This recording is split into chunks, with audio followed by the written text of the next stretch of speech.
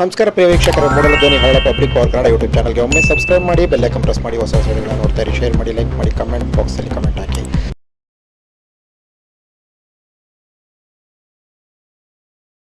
ಆದ್ರಿಂದ ಎಲ್ಲ ಸೇರಿ ನಂಜುಂಡ ಸ್ವಾಮಿ ಅವರಾಗ್ಲಿ, ಜಯಣ್ಣ ಅವರಾಗ್ಲಿ ಎಲ್ಲ ಶ್ರಮನೂ ಕೂಡ ಅವತ್ತು ಇಟ್ಕೊಂಡಿದ್ರು. ಒಬ್ಬ ಕಮಲ್ ಅವರು ಒಬ್ಬ ವಾಪಸ್ ತಗೊಂಡ್ರು. ಏನ್ ಹೇಳಿ, ಯಾರು ವಾಪಸ್ ತಗೊಂಡ್ರೆ ಟಿಕೆಟ್ ವಾಪಸ್ ಮಾಡ್ತಾರ? ಅದು BSP ಟಿಕೆಟ್. BSP ಟಿಕೆಟ್ ನ ಒಬ್ಬ ದೊಡ್ಡ ಮನಸ್ಸು ಮಾಡಿ ವಾಪಸ್ ತಗೊಂಡ್ರು ಅಂತ ಎಲ್ಲರೂ ಕೂಡ ತ್ಯಾಗ ಮಾಡಿದ್ದಾರೆ. ಏನ್ ಹೇಳಿ, MLA ಆಗ್ಬೇಕಾದ್ರೆ ಎಲ್ಲರೂ ಕೂಡ ಎಲ್ಲ ಶ್ರಮನೂ ಇದೆ, ಎಲ್ಲ ಪಾರ್ಟಿಯವರ ಶ್ರಮನೂ ಕೂಡ ಇವತ್ತಿದೆ. ಅಂತ ಒಂದು ಸಂದರ್ಭಗಳು ಬಂದಾಗ ಜಯಣ್ಣ ಸಾಹೇಬ್ ಒಳ್ಳೊಳ್ಳೆ ನಿರ್ಧಾರಗಳನ್ನು ತಗತ್ತಿರು. ಗೋವಿಂದ ಸಾಹೇಬ್ ಹೆಂಗ್ ತಗತ್ತಿರು ನಿರ್ಧಾರಗಳನ್ನು ಅದೇ ರೀತಿ ಅವರು ಬಹಳ ತಾಳ್ಮೆಯಿಂದ ತಗತ್ತಿದ್ರು. ಮತ್ತು ಯಾರಿಗೂ ತೊಂದರೆ ಕೊಡದ ರೀತಿಯಲ್ಲಿ ಕೆಲಸವನ್ನು ಮಾಡ್ತಿದ್ರು. ಪಾಪ ಅವ್ರಿಗೂ ನಿಗಮ, ಉಗ್ರಾಣ ನಿಗಮ ಆಯಿತು, ಆದರೂ ಕೂಡ ಅನುಭವಿಸೋಕ್ಕಾಗಲಿಲ್ಲ. ಅವ್ರು ಕ್ಯಾಬಿನೆಟ್ ದರ್ಜೆ ಒಂದು ಸ್ಥಾನಮಾನವನ್ನು ಕೊಟ್ಟಿದ್ರು. ನಮಗೂ ಎಲ್ಲ ಖುಷಿ ಆಯಿತು. ನಮಗೆಲ್ಲ ಏನು ಹೇಳಿ, ನಮ್ಮ ಬಳಗವ್ರಿಗೆಲ್ಲ ಖುಷಿ ಆಯಿತು. ಯಾಕಂದ್ರೆ ಜಯಣ್ಣ ಸಾಹೇಬ್ ಒಂದು ಕಾರಲ್ಲಿ ಬರ್ತಾರಪ್ಪ, ನಮಗೆ ಒಂದು ಸೈರನ್ ಹಾಕೊಂಡು ಬರ್ತಾರೆ. ಏನು ಹೇಳಿ, ನಾವು ಒಂದು ಗೌರವ ಸಲ್ಲಿಸಿ ಕೂತ್ಕೊಳ್ಳೋಣ, ನಮಗೂ ಧೈರ್ಯ ಬಂದಿದೆ ಅಂತ ಹೇಳಿದ್ರು. ಪಾಪ ಎಲ್ಲರಿಗೂ ಧೈರ್ಯನೂ ಕೊಟ್ಟರು. ಅವ್ರೇನಂದ್ರೆ ಗೊತ್ತಾ, ಒಂದು 100 ಜನಕ್ಕೆ ಉದ್ಯೋಗ ಕೊಡಿಸ್ಬೇಕು ನಾನು ಅಂದವ್ರು. ಏನು ಹೇಳಿ, ನಾನು ಕ್ರಿಯೇಟ್ ಮಾಡಿಸ್ತೀನಿ, CM ಹತ್ರ ಕ್ರಿಯೇಟ್ ಮಾಡಿಸ್ತೀನಪ್ಪ 100 ಉದ್ಯೋಗನ. ಯಾರ್ಯಾರು ಲೀಸ್ಟ್ ಕೊಡಿದ್ರು ನಮ್ಮೆಲ್ಲ. ಆಮೇಲೆ ನಂದು ಒಂದೇ ಕೆಟಗರಿ ಇಲ್ಲ, ಎಲ್ಲ ಕೆಟಗರಿವರೆಗೂ ನಾನು 100 ಜನಕ್ಕೆ ಉದ್ಯೋಗ ಕೊಡಿಸ್ಲೇಬೇಕು. ಎಲ್ಲಿಂದ ನಾನು ಕೊಡಿಸ್ಬೇಕಂದ್ರೆ ವಿಶಾಲವಾದ ಬೋರ್ಡ್ ಅಲ್ವಾ ಅದು, ನಾವು ಕೊಡಿಸ್ತೀವಿ ಉದ್ಯೋಗ ನನ್ನ ಮಟ್ಟದಲ್ಲಿ. ಅದೆಲ್ಲ ಒಳ್ಳೆ ಯೋಜನೆಗಳಿದ್ವು. ಯಾಕಂದ್ರೆ ನಾನು ಅಷ್ಟು ವರ್ಷ ನಾನು MLA ಆಗಿದ್ದು, ನನಗೆ ಸಹಾಯ ಮಾಡಬೇಕು ಅನ್ನೋ ದೃಷ್ಟಿಯಿಂದ. ಮತ್ತೆ ಅವ್ರಿಗೆ ಹೇಳ್ತಿರು, ನನಗೆ ಒಳ್ಳೆಯ ವಿಧೇಯ ಹೇಳಬೇಕು ಅಂತಿದ್ರು. ಕೊನೆಗಾಲದಲ್ಲಿ ನನಗೆ ಒಳ್ಳೆಯ ವಿಧೇಯ ಸಿಕ್ಬೇಕು, ಸರ್ಕಾರ ವಿಧೇಯ ಸಿಕ್ಬೇಕು ಅಂತ ಹೇಳ್ತಿದ್ರು. ಹಂಗೆ ಆಯ್ತು ಅವ್ರಿಗೆ. ಯಾಕಂದ್ರೆ ನಿಗಮ ಕೊಟ್ಟ ಮೇಲೆ ಅವ್ರಿಗೆ ಆ ಗೌರವ, ಸರ್ಕಾರಿ ಗೌರವಗಳೊಂದೇ ಪಾಪ ಅವ್ರು ಹೋದ್ರು. ಅವ್ರ ನೆನಪುಗಳನ್ನ ನಾವು ಯಾವತ್ತೂ ಮರೆಯೋಕ್ಕಾಗಲ್ಲ. ಅಂತ ಒಂದು ನೆನಪುಗಳನ್ನ ನಮ್ಮ ಜೊತೆಲಿ ಬಿಟ್ಟು ಹೋಗಿದ್ದಾರೆ. ಅಂತ ಒಂದು ಸಂದರ್ಭಗಳು ನಮಗೆ, ಅಂತ ವ್ಯಕ್ತಿ ನಮ್ಮ ಧ್ರುವಣ್ಣ ಸಾಹೇಬರು ಮತ್ತೆ ಜಯಣ್ಣ ಸಾಹೇಬ್ರು ಅಂತ ಒಳ್ಳೆಯ ವ್ಯಕ್ತಿಗಳು ಮತ್ತೆ ಮಾರ್ಗದರ್ಶಕರು ನಮಗೆ ಮುಂದೆ ಸಿಗ್ತಾರೋ ಇಲ್ವೋ, ಅವ್ರನ್ನ ಸ್ಮರಣೆ ಮಾಡೋದೇ ನಮ್ಮ ಕೆಲಸ ಅಂತ ಹೇಳ್ತೀವಿ. ಇವತ್ತು ನಾನು ಬೇರೆ ಕಡೆ ಹೋದ್ರೆ ಯಾರು ಮಿನಿಸ್ಟರ್ ಹತ್ರ ಅಥವಾ ವೆಂಕಟೇಶ್ ಅವ್ರ ಹತ್ರ ಯಾರ ಹತ್ರ ಹೋದ್ರು, ಮೊನ್ನೆ CM ಹತ್ರ ಅಂದೆ, ಸರ್ ನಾನು ಜಯಣ್ಣ ಅವ್ರ ಶಿಷ್ಯ ಸರ್ ಅಂದೆ. ಕೃಷ್ಣಮೂರ್ತಿ ಸಾಹೇಬರು ಇದ್ರು ಜೊತೆಲಿ. ಗೊತ್ತು ಗೊತ್ತಿಲ್ಲ ನನಗೆ, ಚೌರಾಯ ಶೆಟ್ರು ಮಗ ನೀನು, ಹನುಮನ್ ಶೆಟ್ರು ಬಾಂಬೆ ಇದ್ದ, ಜಯಣ್ಣ ಅವ್ರ ಶಿಷ್ಯಕ್ಕೆ ಕೇಳಿ ಚಂದ್ರು ಅವರಿದ್ರು. ಗೊತ್ತಿಲ್ವ ನೀವು ನಂಗೆ? ನಿಮ್ಗೆ ಟಿಕೆಟ್ ಕೊಟ್ಟ ಸಂದರ್ಭ ನನಗೆ ಗೊತ್ತಿಲ್ವೇ ಅಂದ್ರು. ಪಾಪ ಅಷ್ಟು ನೆನಪಲ್ಲಿ ಉಳಿತಕ್ಕಂಥ ಒಬ್ಬ CM ಹತ್ರ ನೆನಪಲ್ಲಿ ಉಳಿತಕ್ಕಂಥ ಒಂದು ಕೆಲಸವನ್ನ ಸಾಹೇಬ್ ಜೊತೆ ಹೋಗಿ ನಾವು ಪರಿಚಯ ಮಾಡ್ಕೊಂಡು ಹೋಗ್ಬೇಕು, ಇನ್ನೇನು ಅಲ್ಲ. ಏನ್ ಹೇಳಿ, ಅದು ಬಂದಿರೋದು ನಮಗೆ, ಅವ್ರಿಗೆ ಬಂದಿರೋದು ಸಿದ್ದರಾಮಯ್ಯ ಸಾಹೇಬ್ ಸಂಪರ್ಕ ಬಂದಿರೋದು ಎಲ್ಲಿಂದ? ಜಯಣ್ಣ ಸಾಹೇಬ್. ಕಾರಣ ಇವತ್ತು ಪುನಃ ನಾಳೆಗೆ 10ನೇ ತಾರೀಕು ನಾವು ಕೊಳ್ಳೇಗಾಲದಲ್ಲಿ ಆಯೋಜನೆ ಮಾಡೋಣ ಅಂತ ಅನ್ಕೊಂಡಿದ್ವಿ. ಅಲ್ಲಿ ಚೌಟ್ರಿ ಅವ್ರು ಸಿಕ್ಕಿಲ್ಲ. ನಾನು ವಿಶ್ವೇಶ್ವರ ಮಾಲು ಮತ್ತು ಭ್ರಮರಾಂಬ ಎಲ್ಲ ಕಡೆ ಕೇಳಿದ್ವಿ, ಅವರು ಸಿಕ್ಕಿಲ್ಲ. ಅದಕ್ಕೋಸ್ಕರ ಯಳಂದೂರಿನಲ್ಲಿ ಅಂಬೇಡ್ಕರ್ ಭವನದಲ್ಲಿ ಮಾಡೋಣ ಅನ್ನೋ ದೃಷ್ಟಿಯಿಂದ ಶಾಸಕರು ಕೂಡ ಯಳಂದೂರು ಅಂಬೇಡ್ಕರ್ ಭವನದಲ್ಲಿ ಮಾಡಿ ಅಂತ ಹೇಳಿದ್ವಿ. ನಮ್ಮೊಬ್ಬರೇ ರೂವಾರಿ ಅಲ್ಲ, ಮಾದೇವ ನಾವು ರೂವಾರಿ ಅಲ್ಲ, ಎಲ್ಲ ಉದಯ ಅವರು ಮತ್ತು ನಮ್ಮ ನಂಜುಂಡ ಸ್ವಾಮಿ ಅವರು ಎಲ್ಲರನ್ನೂ ಕೂಡ, ಚಾಮೂರ್ ನಂಜುಂಡ ಸ್ವಾಮಿ ಅವರು, ನಮ್ಮ ಶಿವಕುಮಾರ್ ಎಲ್ಲರನ್ನೂ ಚಂದ್ರನು ಕೂಡ ಎಲ್ಲ ಬ್ಲಾಕ್ ಅಧ್ಯಕ್ಷರುಗಳನ್ನು ಕೂಡ ಇವತ್ತು ಮಾಡೋ ಕಾರ್ಯಕ್ರಮದ ಬಗ್ಗೆ ಗಮನಕ್ಕೆ ತಂದು ನಾವು ಕೆಲಸ ಮಾಡಿದ್ವಿ. ಯಾಕಂದ್ರೆ ಎಲ್ಲರ ಸಹಕಾರ ಇದ್ರೇನೆ ಕಾರ್ಯಕ್ರಮ ಆಗೋದು. ಜೊತೆಗೆ ಜಯಣ್ಣವರ ಅಭಿಮಾನಿಗಳಿಗೂ ಕೂಡ ಎಲ್ಲರಿಗೂ ಕೂಡ ತಿಳಿಸಿದ್ವಿ. ನಾವು ಮರ್ಸ್ವಾಮಿ ಸಾಹೇಬ್ರಿಗೆ ಹೇಳಿದ್ವಿ, ಏನ್ ಸ್ವಾಮಿ ಬರ್ತೀರಾ, ಬರಲೇಬೇಕು ನೀವು ಜಯಣ್ಣ ಸಾಹೇಬ್ರು. ಇಲ್ಲ ಬಂದೇ ಬರ್ತೀನಿ ಅಂತ ಹೇಳಿ ನಾನು ನಂಜುಸ್ವಾಮಿ ಸಾಹೇಬ್ರಿಗೂ ಫೋನ್ ಮಾಡಿ ಹೇಳಿದೆ, ನೀವೇ ಮುಖ್ಯ ಭಾಷಣಕಾರರು, ನೀವು ಅರ್ಧ ಗಂಟೆ ಮಾತಾಡಬೇಕು ಅಂತ ಹೇಳಿದೆ. ಪಾಪ ಅವರಿಗೆ ವಾಯ್ಸ್ ಬರ್ತಾ ಇಲ್ಲ. ಇವತ್ತು ವಾಯ್ಸ್ ಬಂದಿದ್ರೆ ಅರ್ಧ ಗಂಟೆ ಅವರು ಜಯಣ್ಣ ಸಾಹೇಬ್ರ ಜೊತೆ ಮುಖ್ಯ ಭಾಷಣವನ್ನು ಮಾಡ್ತಕ್ಕಂಥ ಒಂದು ಭಾಷಣ ಅಂತಂದ್ರೆ ಅವರ ಸ್ಮರಣೆ, ಅವ್ರ ಜೊತೆ ಇದ್ದಂಥ ಒಡನಾಟಗಳ ಬಗ್ಗೆ ಅನೇಕ ವಿಚಾರಗಳನ್ನ ಅವ್ರು ಹೇಳ್ತಿದ್ರು. ಈಗಲೂ ಅಷ್ಟೇ, ನಾನು ಮಾತನಾಡೋರು ಇಲ್ಲ ಅಂತಿದ್ವಿ, ಎಲ್ಲರೂ ಚೆನ್ನಾಗಿ ಮಾತಾಡೋದು. ಜಯಣ್ಣ ಸಾಹೇಬ್ರ ಬಗ್ಗೆ ಒಡನಾಟಗಳಿತ್ತಲ್ಲ, ಅವ್ರು 1 ದಿನ ಮಾತಾಡಿದ್ರು ಸಾಲಲ್ಲ, 2 ದಿನ ಮಾತಾಡಿದ್ರು ಸಾಲಲ್ಲ. ನಮ್ಮ ಜೊತೆಗಂತೂ ಸಾಹೇಬ್ರ ಒಡನಾಟ ಅಂತಿಂತ ಒಡನಾಟ ಅಲ್ಲ. ನಮ್ಮಂತವ್ರನ್ನ 100 ಜನ ಹುಟ್ಟು ಹಾಕಿದಾರೆ ಇಲ್ಲಿ. ನಾವೊಬ್ಬರೇ ಅಲ್ಲ, ನಮ್ಮ ಕ್ಷೇತ್ರದಲ್ಲಿ ಸಾಹೇಬರು ನಮ್ಮಂತವ್ರು 100 ಜನ ಇದ್ದಾರೆ. ಏನೋ ಉಮಾಶಂಕರ್ ಅಲ್ವಾ? ಅವ್ರ ಕೊಡುಗೆ ಎಷ್ಟಿದೆ, ಕೊಳ್ಳೇಗಾಲಕ್ಕೆ ಅವ್ರ ಕೊಡುಗೆ ಎಷ್ಟಿದೆ, ಕಾನ್ಸ್ಟಿಟ್ಯೂನ್ಸಿಗೆ ಎಷ್ಟು ಕೊಡುಗೆ ಇದೆ ಅಂತ ನಮ್ಮ ನಂದೀಶ್ ಸ್ವಾಮಿ ಅವರು ಬಹಳ ಚೆನ್ನಾಗಿ ಮಾತಾಡ್ತಾರೆ. ಯಾಕಂದ್ರೆ ಅವ್ರ ಅಭಿವೃದ್ಧಿ ಒಂದ್ ಕಡೆ ಆದ್ರೆ ಕಾರ್ಯಕರ್ತರ ಜೊತೆ ಸಂಬಂಧ ಇದೆಯಲ್ಲ, ಫಸ್ಟ್ ರಾಜಕಾರಣಿಗೆ ಬೇಕಾಗಿರೋದು ಕಾರ್ಯಕರ್ತರ ಸಂಬಂಧ ರಿಲೇಶನ್ಶಿಪ್ ಏನಿದೆ, ಅವನ ಕಷ್ಟ ಸುಖ ಏನ್ ಕೇಳ್ತೀವಲ್ಲ ಅದೇ ರಾಜಕಾರಣಕ್ಕೆ ಮೊದಲನೇ ಮೆಟ್ಟಿಲು. ಅಭಿವೃದ್ಧಿ ಮಾಡಬೇಕು, ಮಾಡುವಂತೇನಿಲ್ಲ. ಸರ್ಕಾರದಿಂದ ದುಡ್ಡು ಬರ್ತದೆ, ಅದನ್ನ ಫೋರ್ಸ್ ಮಾಡಿ ತಂದೆ ತತ್ರ ನಮ್ಗೆ ಹೇಳಿ ಸಿದ್ದರಾಮಯ್ಯ ಸಾಹೇಬರು ತುಂಬಾ ಕ್ಲೋಸ್ ಆಗಿದ್ರು ಅವ್ರಿಗೆ. ಏನ್ ಹೇಳಿ ಅವ್ರ ಮನೆಯವ್ರ ತರ ನೋಡ್ಕೊತಿರು, ಅವ್ರ ತಮ್ಮನ ತರ ನೋಡ್ಕೊತಿರು ಜಯಣ್ಣ ಸಾಹೇಬ್ರನ್ನ. ಆದ್ರೂ ಕೂಡ ಇಷ್ಟೆಲ್ಲ ಅಭಿವೃದ್ಧಿ ಮಾಡ್ತೀಯಲ್ಲ, ಏನೇ ಆರೋಗ್ಯ ನೋಡ್ಕೊಂತ ಹೇಳ್ತೀರಿ ಸಾಹೇಬ್. ಯಾಕಂದ್ರೆ ಒಂದ್ ಸಂದರ್ಭ ಹೇಳ್ತೀನಿ ನಿಮ್ಗೆ. ಯಾಕಂದ್ರೆ ನಮ್ದು ಜಿಲ್ಲಾ ಪಂಚಾಯತಿ ನಡೀತಾ ಇತ್ತು, ಆಗ ಅನಾರೋಗ್ಯ ಪಾಪ ಅವರು ಹಾಸ್ಪಿಟಲ್ ಇದ್ರು. ಅವತ್ತೆಲ್ಲ ಮೀಟಿಂಗ್ ಕರೆದಿದ್ರು ಯಾವ್ದು ಕೆಟಗರಿ ಬಗ್ಗೆ. ಕೆಲವ್ರು ಗೊತ್ತು, ಕೆಲವ್ರು ಗೊತ್ತಿಲ್ಲ. ಅವತ್ ನೈಟ್ ಕೆಟಗರಿ ಏನಾಯ್ತು ಅಂತಂದ್ರೆ, ನಂದು ಈ ಯಳಂದೂರು SC ಆಗೋಯ್ತು, ಕುಂತೂರು ST ಆಗೋಯ್ತು. ಧ್ರುವಣ್ಣ ಸಾಹೇಬ್ರಿಗೆ ಗೊತ್ತಿತ್ತು ಮೀಟಿಂಗ್ ಅಲ್ಲಿ. ಅವ್ರು ಸುಮ್ಮನೆ ಹೋಗಿದ್ರೆ ಸರಿಯಾಗಿತ್ತು. ಜಯಣ್ಣ ಸಾಹೇಬ್ರಿಗೆ ಒಂದು ಫೋನ್ ಮಾಡಿ, ನೋಡಪ್ಪ ಹಿಂಗಾಗಿದೆ, ಯಳಂದೂರು SC ಆಗಿದೆ, ಅದು ST ಆಗಿದೆ ಅಂತ. ಅವ್ರು ಹೇಳಿದ್ರೆ ಅಂದ್ರೆ ನಾವು ಹಂಗೆ ಉಳ್ಕೊಂಡ್ಬಿಡೋ ಏನೋ ಗೊತ್ತಿಲ್ಲ. ಹೇಳಿ ಮಾದೇವ ಪ್ರಸಾದ್, ಭೂಪೇಂದ್ರ ಶೆಟ್ಟರು ಎಲ್ಲರೂ ಸೇರಿ ಕೆಟಗರಿ ಮಾಡ್ದಂಥದ್ದು. ಈಗ ಆಮೇಲೆ ಜಯಣ್ಣ ಸಾಹೇಬ್ ಹೋಗಿ ಅಯ್ಯೋ ಹಿಂಗಾಯ್ತಾ, ನಾನು ಫೋನ್ ಮಾಡಿದೆ. ಪಾಪ ಕೆಮ್ಮು, ಅವ್ರಿಗೆ ಮಾತನಾಡಕ್ ಆಯ್ತಾ ಇಲ್ಲ. ಸರ್ ನಮ್ಮ ಮನೆ ಬಸವಣ್ಣನ ಮನೆ ಇಬ್ಬರು ಮುರಿದ್ಬಿಡುವ ಸರ್ ಅಂತ ಅದೇ ಬರ್ಡ ಇದೆ. ಹೇಳಿ ನಮ್ಮ TP ಬಸವಣ್ಣವ್ರು ಇದಾರಲ್ಲ, ಅವ್ರ ಮನೆ ನನ್ನ ಮನೆ ಎರಡು ಮುರಿದೋಯ್ತು ಸರ್.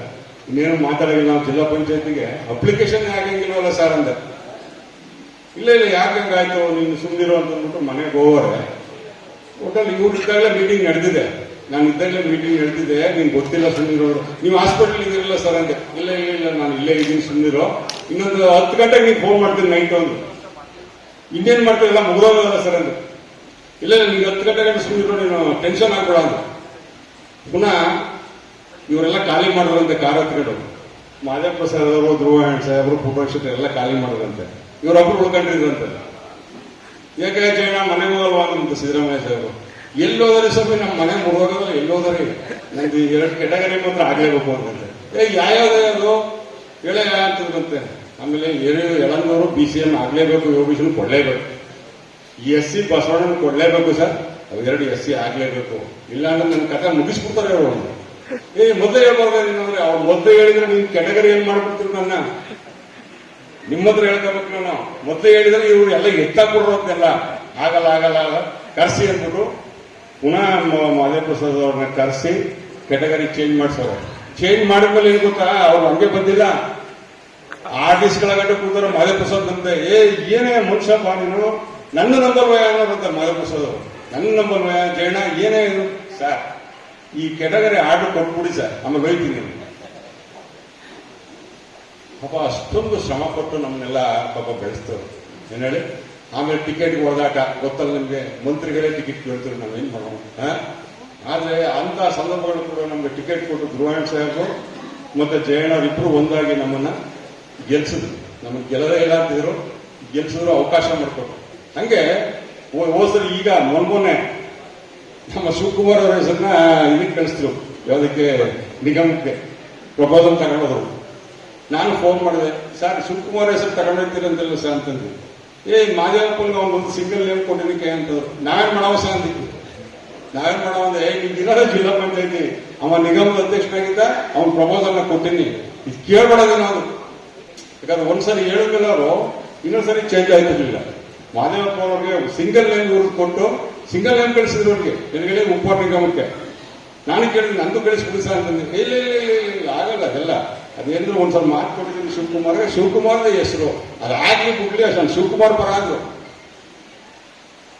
ಅಂತ ಒಂದು ಒಳ್ಳೆಯ ವ್ಯಕ್ತಿತ್ವ ಉಳ್ಳಂತ ಮನುಷ್ಯ, ಅಂತ ಮನುಷ್ಯ ಸಿಗೋದಿಲ್ಲ ಬಿಡಿ ಅಲ್ವಾ.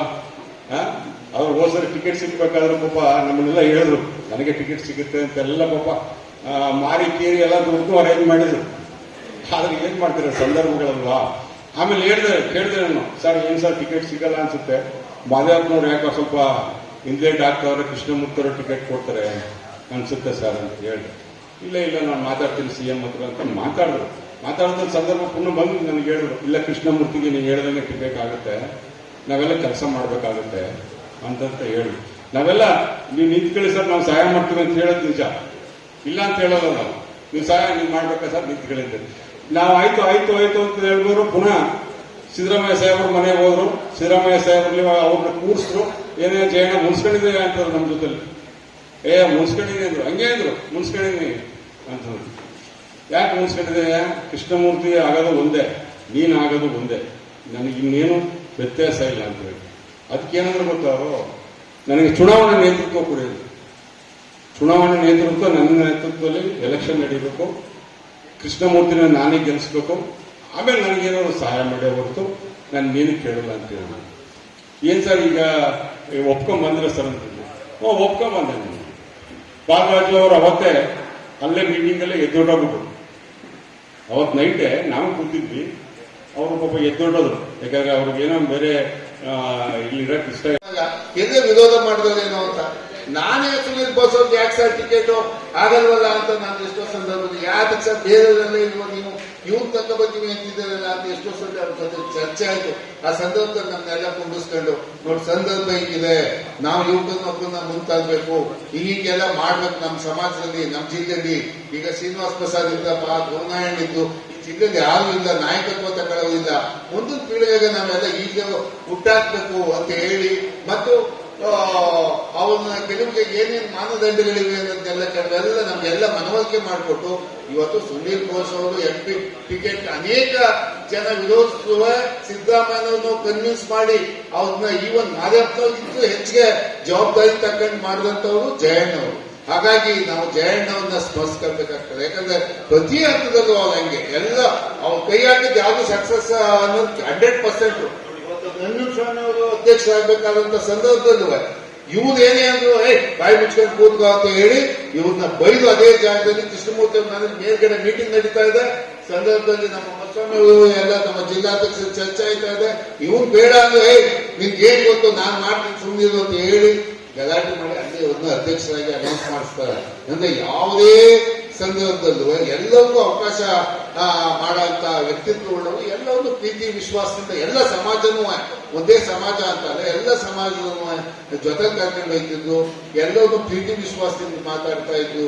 ಅವರು ಆರೋಗ್ಯ ಕ್ಷೀಣಿಸಿ ಈ ರೀತಿ ಆಗುತ್ತೆ ಅಂತ ಎಲ್ಲರಿಗೂ ನೋವಿನ ಸಂಗತಿ. ಕೊನೆಯಲ್ಲಿ ಇನ್ನೇನು ಕೊನೆಗೆ ನನಗಾದ್ರು ನಾನು ಹೇಳಿದ್ನಲ್ಲ, ಅವರಿಂದ ನಾನು ಹೆಚ್ಚಿಗೆ ಅನುಕೂಲತೆಗಳನ್ನಾಗಲಿ ಇದಾಗಿ ಪಡೆದ ಅದು ಸಮಾಜದ ಬದ್ಧತೆ, ನಮ್ಮ ಸಿದ್ಧಾಂತ, ನಮ್ಮ ತತ್ವ ಸಿದ್ಧಾಂತ ಅವ್ರಿಗೂ ನಮಗೂ ಪೂರಕವಾಗಿ ಇರ್ತಿತ್ತು. ಇದೇ ಕೋಆಪರೇಟಿವ್ ರಿಸರ್ವೇಶನ್ ಬಗ್ಗೆ ಬಂದಂತ ಸಂದರ್ಭದಲ್ಲಿ ಇಲ್ಲ ಹಿಂಗ್ ಮಾಡ್ಬೇಕು, ರಿಸರ್ವೇಶನ್ ಹಿಂಗ್ ಮಾಡ್ಬೇಕು ಅಂತ ಅನೇಕ ಚರ್ಚೆಗಳು ನಾವು ಮಾಡ್ತಾ ಇದ್ವು. ಆ ಸಂದರ್ಭದಲ್ಲಿ ಎಲ್ಲ ಅವ್ರು ನಮ್ಗೆ ಪೂರಕವಾಗಿಲ್ಲ, ನಿನ್ಗೆ ಸ್ವಲ್ಪ ತಿಳುವಳಿಕೆ ಇದೆ, ನೀನು ನಮ್ಮ ಜೊತೆ ನಿನ್ನ ಮುಂದಿನ ಬೆಳವಣಿಗೆಗೆ ನಾನು ಮಾತ್ರ ಇದನ್ನ ಕರ್ಕೊಂಡು ಹೋಗ್ತೀನಿ ಸಿದ್ದರಾಮಯ್ಯನವ್ರ ಹತ್ರ ಅಂತ ಹೇಳಿದ್ರು. ನಾನು ಕೊನೆಯ ಹಂತದಲ್ಲಿ ಕೆಲವು ಸ್ನೇಹಿತರು ಕೂಡಿಸಿ ನಾನು ಶಿವಕುಮಾರ್ ನಿನಗೆ ಈಗ ಯಾವ ಗುರುನಾರಾಯಣ್ ತೀರೋದ್ಮೇಲೆ ನಮ್ಮನ್ನ ಜೊತೆ ಇನ್ನೂ ಹೆಚ್ಚಿನ ನಿಕಟ ಸಂಪರ್ಕ ಅವ್ರ ಜೊತೆ ಆಯ್ತು.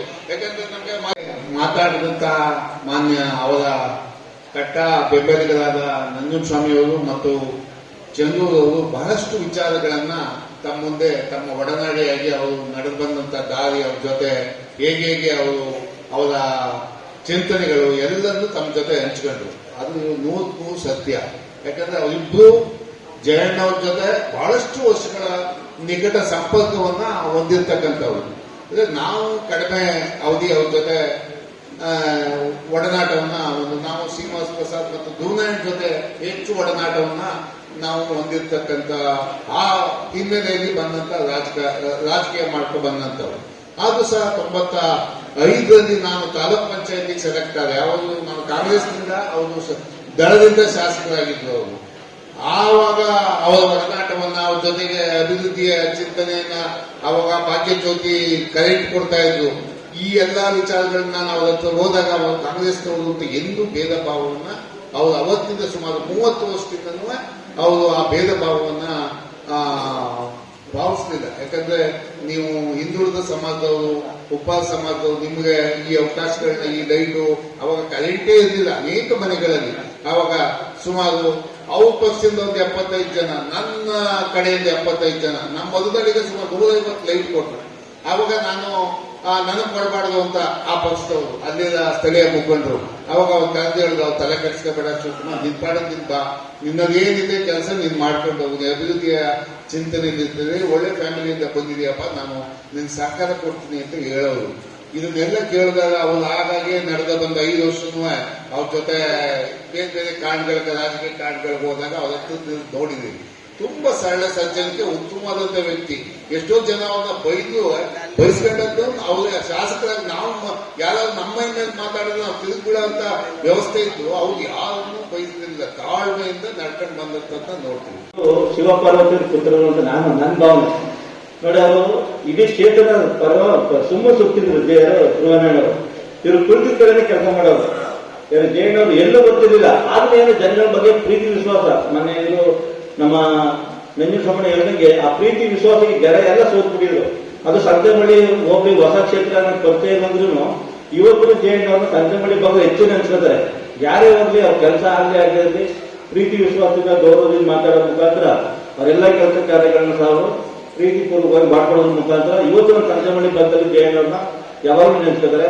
ಅವ್ರ ಅಭಿವೃದ್ಧಿಗಳು ಅಷ್ಟೇ ಏನ್ ಮಾಡ್ಬೇಕು ಅಂತ ಯಾರು ಹೇಳ್ತಿರ್ಲಿಲ್ಲ. ಒಂದ್ಸರಿ ಸುಮ್ಮನೆ ಕೈ ಆಡ್ಸೋರು, ಇಂಥ ಕೆಲಸ ಮಾಡ್ಬೇಕು ತಾವೇ ಹೇಗ್ ಮಾಡ್ಕೊಳ್ಳೋರು, ಮತ್ತೆ ನಮ್ಗೆ ಹೇಳೋರು ಹಿಂಗ್ ಮಾಡ್ಬೇಕಾಗುತ್ತೆ ಅಂತ ಹೇಳಿ ಅಂತ ಕೆಲಸಗಳನ್ನ ಕಾರ್ಯರೂಪಕ್ಕೆ ತರುವಂತ ಕೆಲಸನ ಅವರು ಜಯಣ್ಣವ್ರು ಮಾಡ್ತಾ ಇದ್ರು. ಹಾಗೇನೆ ಅವರ ಇನ್ನೊಂದು ವಿಚಾರ ಏನಪ್ಪ ಅಂದ್ರೆ, ನಾನು ತಾಲೂಕ್ ಪಂಚಾಯತಿ ಅಧ್ಯಕ್ಷರ ಸಂದರ್ಭದಲ್ಲಿ ನಮ್ಮ ಮಿಸ್ಸಸ್ ನಮ್ಮ ಹಿಂದೆ ನಮ್ಮ ಶ್ರೀಮಂತರು ತಾಲೂಕ್ ಪಂಚಾಯತಿ ಅಧ್ಯಕ್ಷರಾಗಿರ್ತಾರೆ. ಮತ್ತೆ ಚುನಾವಣೆ ಬಂದು ಟಿಕೆಟ್ ಕೊಡೋ ಸಂದರ್ಭದಲ್ಲಿ ಜಿಲ್ಲಾ ಪಂಚಾಯತಿ ಕೊಡಿಸ್ಬೇಕು ಬಹಳ ಆಸೆ ಅವ್ರಿಗೆ. ಆದ್ರೆ ಜಿಲ್ಲಾ ಪಂಚಾಯತ್ ಟಿಕೆಟ್ ನಂಗೆ ಎಲ್ಲೋ ಇದಾದ್ಮೇಲೆ ತಾಲೂಕ್ ಪಂಚಾಯತಿ ನಿಂತ್ಕೊಂಡು ಅಂತಾರೆ. ಸರ್ ನಾನು ಮಿಸ್ಸಸ್ ತಾಲೂಕ್ ಪಂಚಾಯತ್ ಅಧ್ಯಕ್ಷರಾಗಿದ್ದಾರೆ, ನಾನೇ ನಿಂತ್ಕೊಳ್ಬೇಕಂದ್ರೆ ಇವೆಲ್ಲ ಮಾಧವ್ ಪ್ರಸಾದ್ ಕರ್ಕೊಂಡೋಗಿ ಇವಾಗ ತಾಲೂಕ್ ಪಂಚಾಯತಿ ಕ್ಷೇತ್ರ ಮಾಡ್ಕೊಳ್ಬೇಕು ಸರ್, ಜಿಲ್ಲಾ ಪಂಚಾಯತಿ ಬಗ್ಗೆ ಭಾರಿ ಆಸಕ್ತಿ ಇತ್ತು ಅವ್ರಿಗೆ ಅಂತೇಳಿ ಕೆಂಪನಪುರ ಕ್ಷೇತ್ರನ ಮಾಡಿ ಪುನಃ ಅಧ್ಯಕ್ಷರಾದ ಸಂದರ್ಭದಲ್ಲಿ ತಾವೇ ಓಡಾಡ್ಕೊಂಡು ನಮ್ಮ ತಾಲೂಕ್ ಪಂಚಾಯತ್ ಅಧ್ಯಕ್ಷ ಮಾಡ್ಕೊಳ್ತಾರೆ. ಏನೇನೋ ಇದಾದ್ರೂ ತಾಲೂಕ್ ಪಂಚಾಯತಿ ಅಧ್ಯಕ್ಷರಾಗಿ ಕೆಲಸ ಮಾಡೋ ಸಂದರ್ಭದಲ್ಲಿ ಅವರ ಸಂಪೂರ್ಣ, ಯಾಕಂದ್ರೆ ಏನೇ ಮಾಡ್ಬೇಕಾದ್ರೆ ನೀವು ಒಂದ್ಸಲ ಧ್ರುವಣ್ಣ ಕೇಳ್ಕಪ್ಪ, ನೀನು ಅವ್ರ ಶಿಷ್ಯ ಅಂತ ಹೇಳೋರು ನನಗೆ ಏನೇ ಮಾಡ್ಬೇಕಾದ್ರೂ ಧ್ರುವಣ್ಣ ಮತ್ತೆ ಹೇಳ್ಬಿಡು, ನೀನು ಮಾಡಿಸ್ಕೊಂಡು ಏನೇ ಆಗಲಿ ನಿಮಗೆ ತಾಲೂಕ್ ಪಂಚಾಯತ್ ಅಧ್ಯಕ್ಷನ ಮಾಡ್ತೀನಿ ಅಂತೇಳಿ ಮಾಧವ ಕೂತ್ಕೊಂಡು ತಾಲೂಕ್ ಪಂಚಾಯತ್ ಅಧ್ಯಕ್ಷ ಮಾಡ್ಕೊಡೋದ್ರ ಮುಖಾಂತರ ನನಗೆ ಒಂದು ಗೌರವವನ್ನು ತಂದುಕೊಟ್ರು.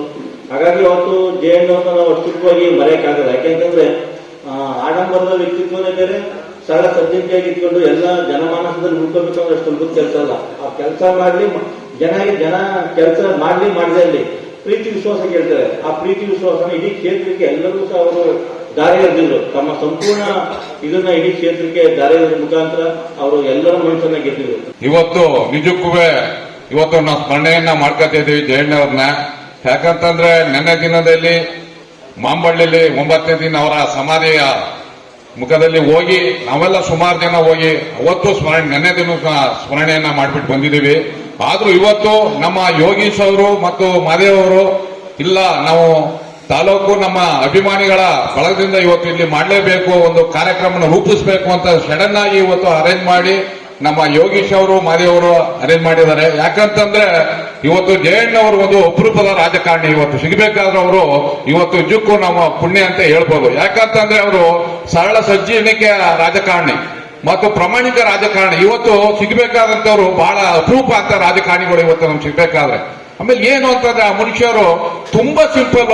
ಯಾವನೇ ಬಡವ ಹೋದ್ರು ಏನ್ ತಮ್ಮಯ್ಯ, ಏನ್ ಅಣ್ಣ, ಏನು ಅಷ್ಟ ಕಷ್ಟ ಸುಖಗಳನ್ನ ವಿಚಾರಣೆ ಮಾಡಿ ಅವರು ಮಾಡಿದಂತ ಒಂದು ಅಭ್ಯಾಸವನ್ನು ಇಟ್ಕೊಂಡಿದ್ರು. ಮತ್ತು ಎಲ್ಲಕ್ಕಿಂತ ಹೆಚ್ಚಾಗಿ ಈ ಕ್ಷೇತ್ರದ ಅಭಿವೃದ್ಧಿಯ ಕಡೆಗಳಿಗೆ ಬಹಳ ಅವರು ಗಮನವನ್ನ ಕೊಡ್ತಿದ್ರು.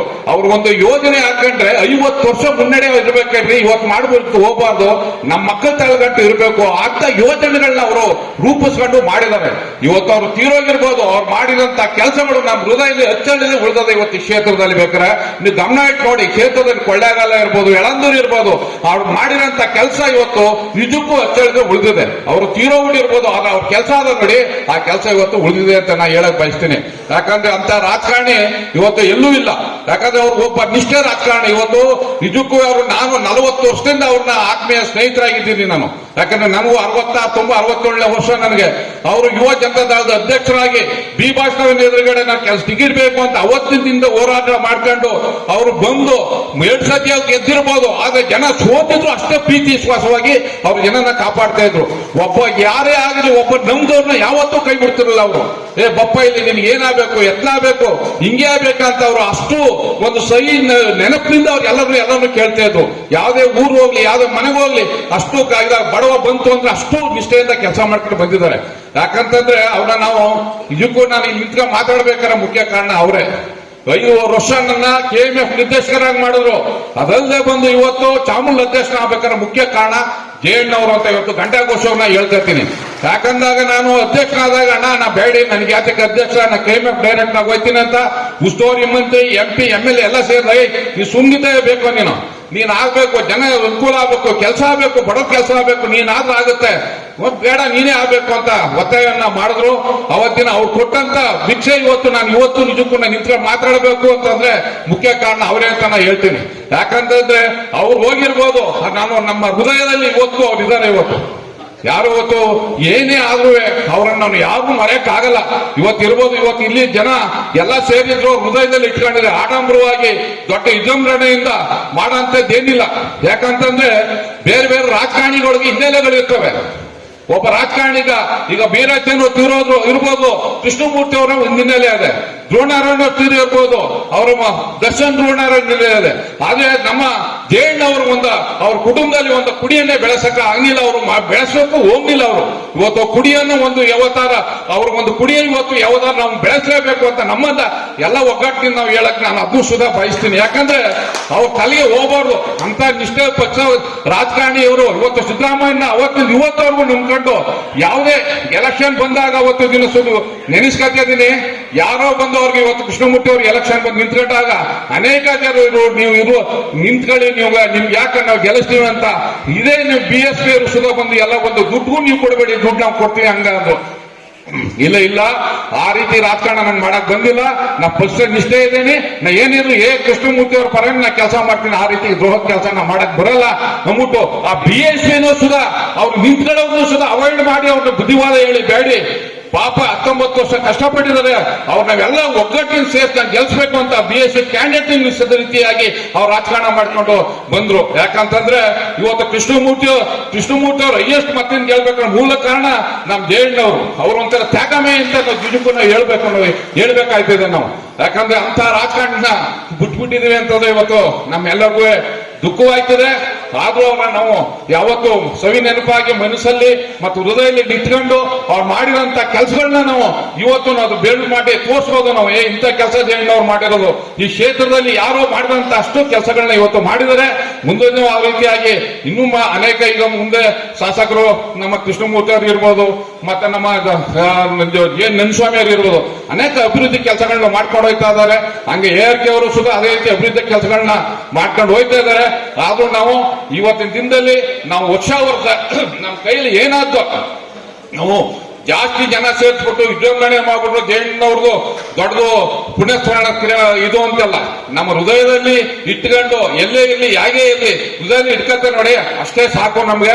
ಅದರಿಂದ ಇದು ಹೊತ್ತು ಅವ್ರನ್ನ ನೆನೆಸ್ಕೊತ ನೀವೆಲ್ಲರೂ ನಮ್ಗೆ ಕರೆ ಇವತ್ತು ಮೊದಲನೇದಾಗಿ ನಾವು ನಮ್ಮ ಯೋಗೀಶ್ ಅವರು ಮತ್ತು ಮಾದೇವ್ ಅವ್ರನ್ನ ಈ ಅಯೋಜನೆ ಮಾಡಿ ಇಂಥ ಒಂದು ಪುಣ್ಯಸ್ಮರಣ ಕಾರ್ಯಕ್ರಮನ ಅವ್ರನ್ನ ಸ್ಮರಣೆ ಮಾಡಕ್ಕೆ ಅವಕಾಶ ಮಾಡಿಕೊಟ್ಟಂತ ಅವ್ರಿಗೂ ಹೊಂದಿಸಿ ನಂದು 2 ಮಾತುಗಳನ್ನ ಮುಗಿಸ್ತಾ ಇದ್ದೀನಿ.